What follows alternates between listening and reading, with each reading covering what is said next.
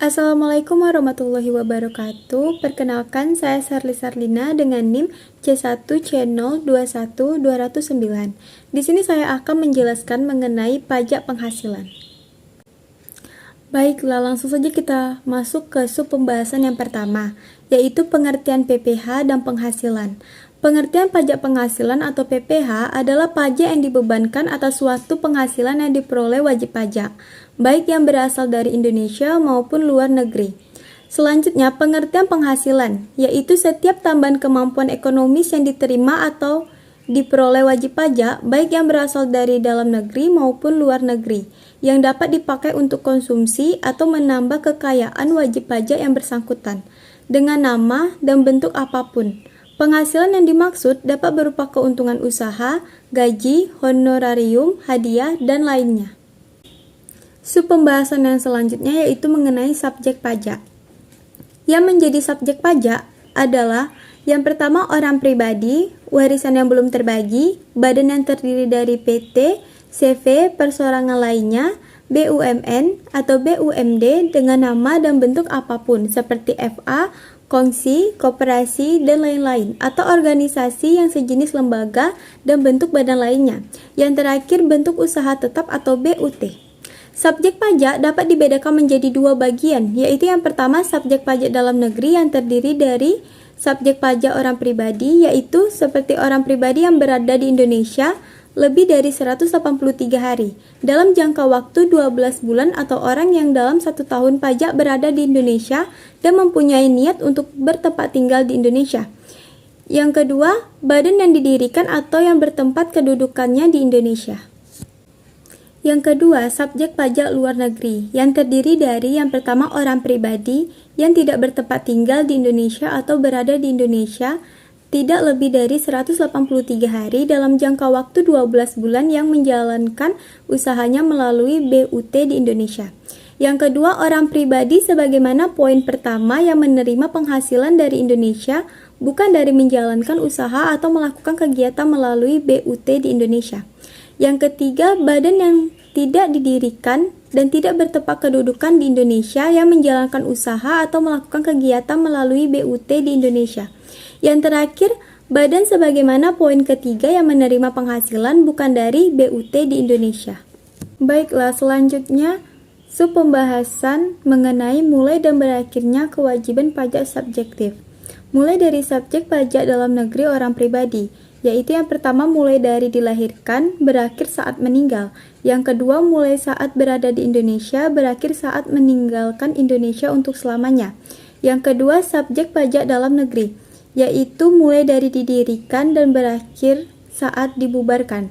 Yang ketiga subjek pajak luar negeri BUT, yaitu yang pertama mulai saat menjalankan usaha, berakhir saat tidak lagi menjalankan.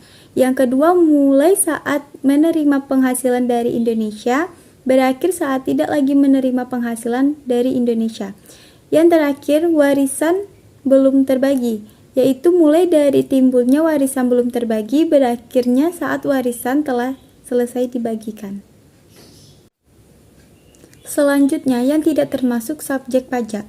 Yang pertama badan perwakilan negara asing. Yang kedua pejabat perwakilan diplomat, konsulat, dan pejabat lain negara asing dan orang-orang yang diperbantukan kepada mereka yang bekerja dan bertempat tinggal bersama mereka dengan syarat yang pertama bukan WNI, yang kedua di Indonesia tidak melakukan pekerjaan atau usaha, yang ketiga adanya timbal balik dari negara yang bersangkutan.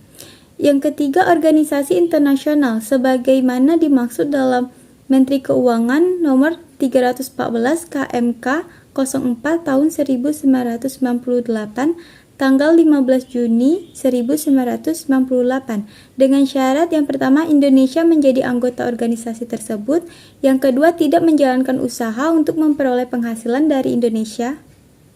Selain pemberian pinjaman kepada pemerintah yang dananya berasal dari iuran anggota, contohnya ADB, IBRD, IDA, IVC, IJJDF, IMF, UNDP, FAO, dan lain-lain. Yang terakhir, pejabat perwakilan organisasi internasional sebagaimana dimaksud dalam Menteri Keuangan nomor 314 KMK 04 tanggal 15 Juni 1998 dengan syarat yang pertama bukan WNI, yang kedua di Indonesia tidak melakukan pekerjaan atau usaha, dan yang terakhir adanya timbal balik dari negara yang bersangkutan. Selanjutnya, yang termasuk objek pajak dan bukan objek pajak. Berikut yang termasuk objek pajak. Yang pertama, penggantian atau imbalan berkenaan dengan pekerjaan atau jasa yang diterima atau diperoleh termasuk gaji, upah, tunjangan, honorarium, komisi, bonus, gratifikasi, uang pensiun, atau imbalan dalam bentuk lainnya. Yang kedua, hadiah dari undian atau pekerja atau kegiatan maupun penghargaan. Yang ketiga, laba usaha. Yang keempat, keuntungan karena berjualan atau pengalihan harta. Yang kelima, penerima kembali pembayaran pajak yang telah dibebankan sebagai biaya dan pembayaran tambahan pengembalian pajak. Berikut yang termasuk bukan objek pajak. Yang pertama, bantuan atau sumbangan, yaitu di dalamnya termasuk zakat yang diterima oleh badan ambil zakat atau lembaga ambil zakat yang dibentuk atau disahkan oleh pemerintah dan diterima oleh penerima zakat. Yang kedua, harta hibaan yang diterima oleh keluarga saudara dalam garis keturunan lurus 1 derajat, badan keagamaan, badan pendidikan, badan sosial.